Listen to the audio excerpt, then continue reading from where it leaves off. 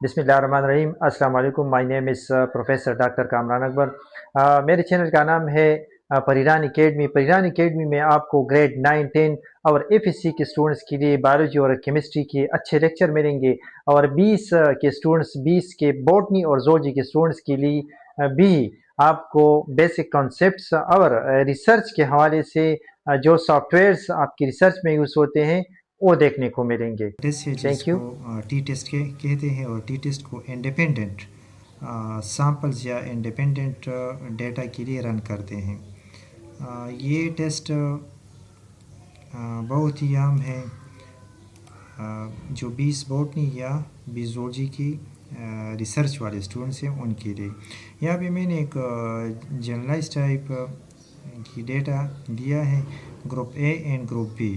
तो इस डेटा की सादा एक्सप्लेनेशन इस तरह है कि ग्रुप ए एक इंडिपेंडेंट वेरिएबल है, ग्रुप बी एक इंडिपेंडेंट वेरिएबल है। इनमें ये नीचे जो ये स्कोर्स, मैं अगर इनको स्कोर्स कहूँ, इन्फेक्शन फ्रिक्वेंसी भी आप इनको जोलॉजी में कह सकते हैं, या ग्रोथ के डिफरेंट पैरामीटर्स बॉटनी स्टूडेंट्स के लिए उनको भी आप ये कह सकते हैं। तो 10 यहाँ पे सैम्पल्स है, 10 ग्रुप बी में सैम्पल्स है, टोटल 20 सैम्पल्स है।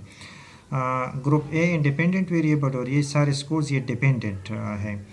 इस तरह ग्रुप ए और बी का आपस में कोई ताल्लुक़ नहीं है, मींस ये पेयर्ड डेटा नहीं है। पेयर्ड डेटा में हम एक सिचुएशन या केस से पहले और बाद की इवेंट्स को एक दूसरे से कंपेयर करते हैं, तो उनको पेयर्ड डेटा कहते हैं। ये अनपेयर्ड डेटा है, तो मींस इंडिपेंडेंट अनपेयर्ड डेटा।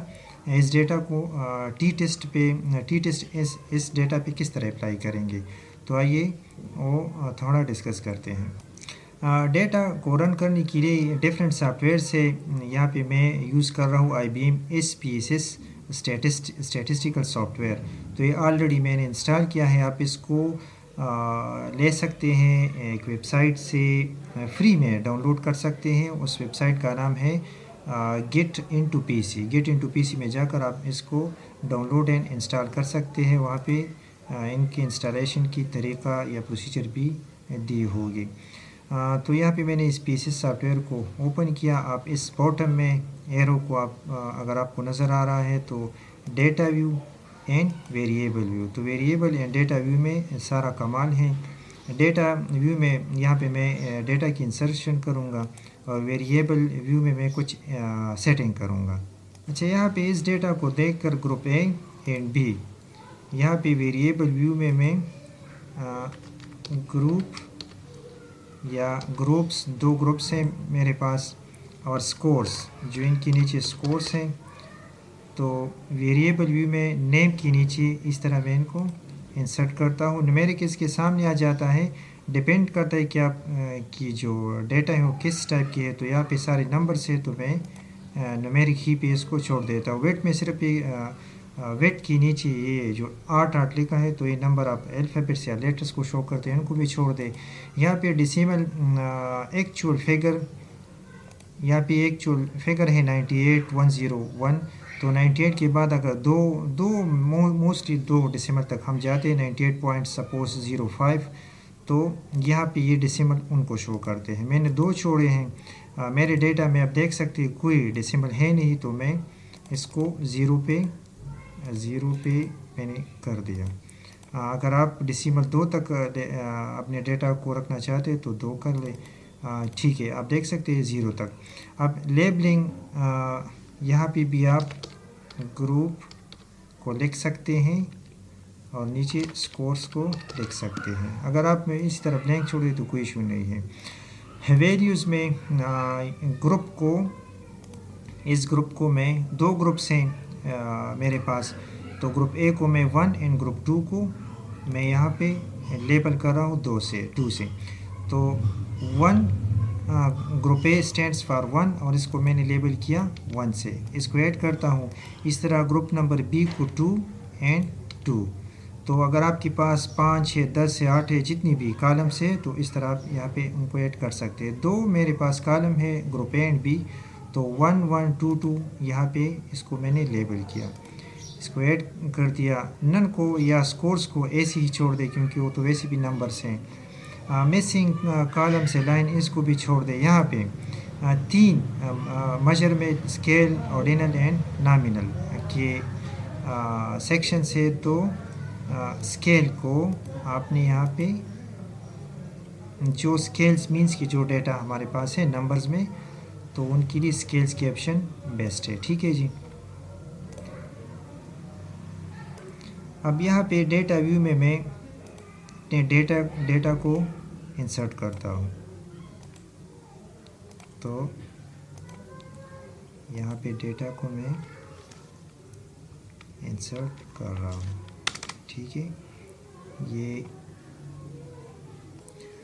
ये ग्रुप ए के जितनी भी सैम्पल्स है, 10 तक सैम्पल्स हैं, तो यहाँ पे मैंने उनको पेस्ट किया।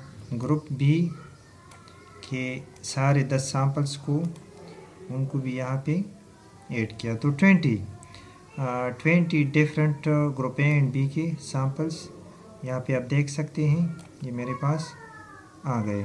तो लेकिन ये मैंने ग्रुप्स के नीचे यहाँ पे इंसर्ट किए हैं, तो ये होने कहाँ पे चाहिए, ये स्कोर्स के नीचे, ये सारा स्कोर्स के नीचे हमें इंसर्ट करना चाहिए। ठीक है जी। अब ग्रुप के नीचे क्या लिखना चाहिए या क्या इंटर करना चाहिए, 1। अब ये 10 तक मैंने 10 सैम्पल्स तक मैंने 1 यहाँ पे इंटर किया। क्यों? क्योंकि आप देख सकते हैं यहाँ पे हमने वैल्यू लेबलिंग में ये जो यहाँ पे हमने वैल्यूज़ में ये 1, 1, 2, 2 तो एक group A and group B को शो करते हैं। 1 यहाँ पे जो मैंने 1 असाइन की, तो ये 10 सैम्पल जो ग्रुप ए से जिसका ताल्लुक़ है, यहाँ पे 2 को मैं एंटर कर रहा हूँ और इन सारे 2 का ये इस डेटा को शो कर रहे, सैम्पल्स को शो कर रहे, लेकिन 11 से 20 तक ग्रुप बी के लिए साइन हुए हैं। ओके जी, जो इनिशियल प्रोसेस था डेटा के फीडिंग या उनकी जो सेटिंग, वो तकरीबन मुकम्मल हुआ है। ग्रुप एंड स्कोर्स को आप देख सकते हैं, इनसे इस सेटिंग को भी आप देख सकते हैं, ये कंप्लीट हुआ। अब इसकी एनालिसिस पे आते हैं, स्टैटिस्टिकल एनालिसिस पे। ऊपर आप ये देख सकते हैं file, edit, view, data, transform and help तक। तो आपने जाना है एनालाइज पे, और एनालाइज के बाद ये जो कंपेयर मीन्स के सामने ये कुछ सेक्शंस है, मीन्स है, 1 sample T test, independent samples T test and paired sample T test. तो वन वे अनोवा या पेड सैम्पल टी टेस्ट हम कर ही नहीं रहे। जो हमारा डेटा है इंडिपेंडेंट सैम्पल्स टी टेस्ट के लिए है, तो इस independent t samples T test को यहाँ पे मैंने प्रेस किया। अब एक और यहाँ पे सेक्शंस खुल गई, तो ऊपर है टेस्ट वेरिएबल, नीचे है ग्रुपिंग वेरिएबल।